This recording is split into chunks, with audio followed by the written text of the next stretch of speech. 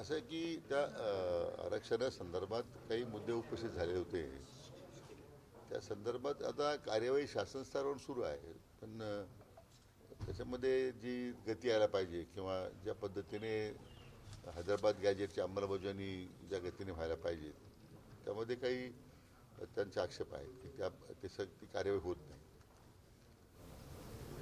आता आपण ज्या त्रिसदस्यीय समिती गाव पातळीवर स्थापन केली त्याचा आम्ही आता वेळेवर आढावा घेतोय आणि मागच्या महिन्यामध्ये सुद्धा मी स्वतः आढावा घेताना सगळ्या अधिकाऱ्यांना सूचना दिल्या होत्या की याच्यात जर दिरंग होत असेल तर आम्हाला मग कारवाई करावी लागेल. आता अधिवेशन संपल्याच्या नंतर तो आढावा घेताना आज मी आढावा घेतोय आता, परंतु त्याच्यामध्ये मग अण्णासाहेब पाटील जावळेच्या स्मृतीप्रित्यर्थ एक महामंडळ स्थापन करण्याचं मान्य मुख्यमंत्र्यांनी आश्वासन दिलं होतं. तर त्याची कारवाई होण्याची आवश्यकता आहे असं. आणि बाकीचे मग एक तो EWSचा एक मुद्दा होता की ECBC लागू झाल्यामुळे EWSच्या मुलांवर अन्याय झालेला आहे. तर ती EWS परत सुरू करता येईल का, परत सुरू करावी अशी मागणी आहे. अशा 3-4 मागण्या आहेत. आता त्यांना मी आश्वासित केलेलं आहे की आता राहुरी विधानसभेची पोटनिवडणूक आहे आणि त्या निवडणुकीनंतर मग आपण यासाठी बैठक घेऊ. कारण आता आचारसंहिता असल्यामुळे आणि ती माझ्या जिल्ह्यात निवडणूक आहे त्याच्यावर मी भाष्य करणं बरोबर नाही.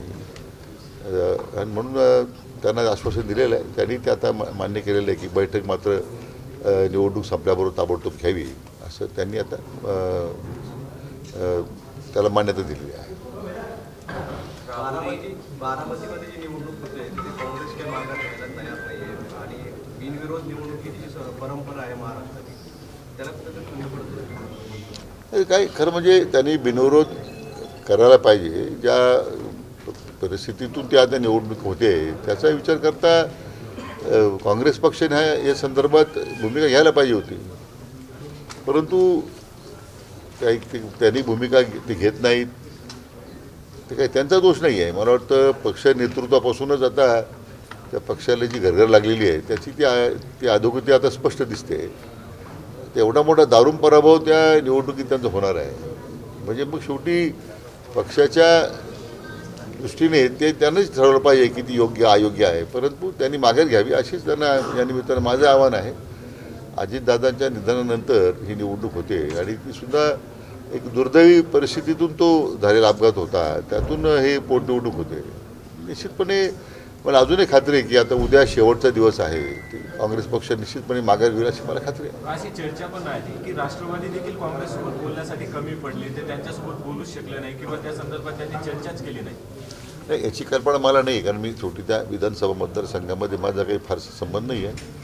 आता स्थानिक पातळीवर काय घडलं काय नाही, पण आता मला वाटतं सगळ्याच नेतेमंडळांनी आवाहन केलेलं आहे की निवडणूक बिनविरोध करावी. मला वाटतं काँग्रेस पक्ष लोकभावनेचा विचार करेल असं वाटतं मला. काँग्रेसची जी वक्तव्य आहेत आता पार्थ पवारबाबत जे बोलते काँग्रेसमध्ये चाललंय काय असं सगळं प्रकट पार्थ पवार सडकून टीका केली जाईल.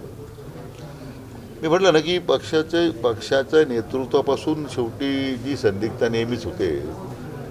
कोणत्याही विषयामध्ये गांभीर्य नसलेला तो आता पक्षाची प्रतिमा काँग्रेस पक्षाची झालेली आहे, हे मात्र दुर्दैव आहे. आता त्यातून मग आता कोणावर टीका करून जर त्यांना असं वाटत असेल की आपल्याला फायदा होईल तर तो त्या पक्षाचा प्रश्न आहे. परंतु हे दुर्दैव आहे की त्यांनी हा प्रतिष्ठेचा प्रश्न करू नये काँग्रेस पक्षानं, एवढीच माझी त्यांना विनंती आहे.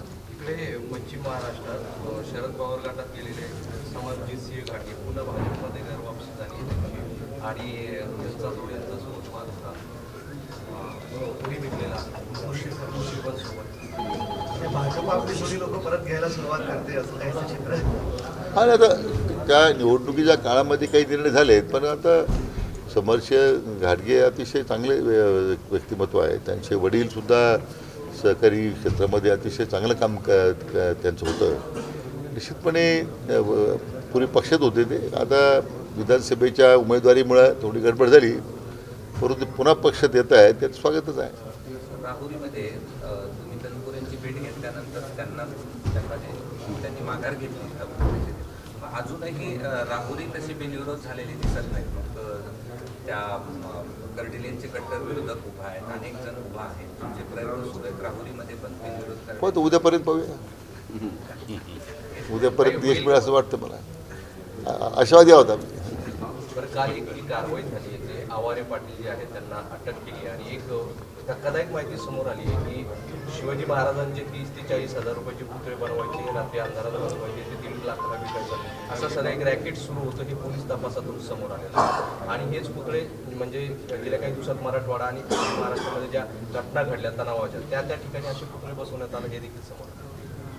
नाही, मला याची कल्पना नाही आहे, परंतु आता SITच्या प्रमुख काल सातपुते मॅडम यांनी काही खुलासे केलेले आहेत.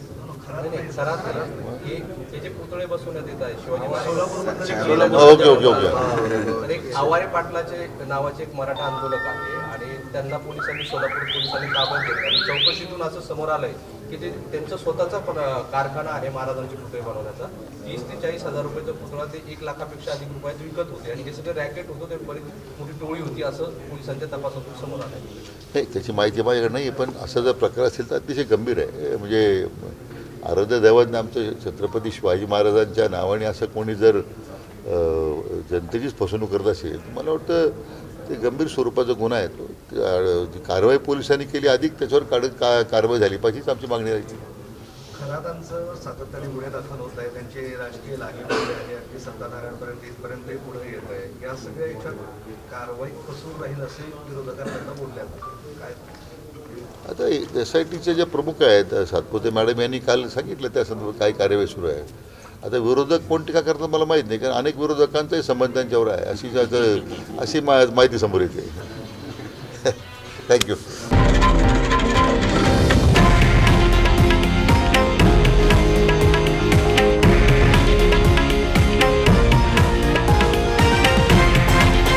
हे आहे देशातील नंबर 1 न्यूज नेटवर्क आणि आपण पाहत आहात TV9 मराठी, एकमेव.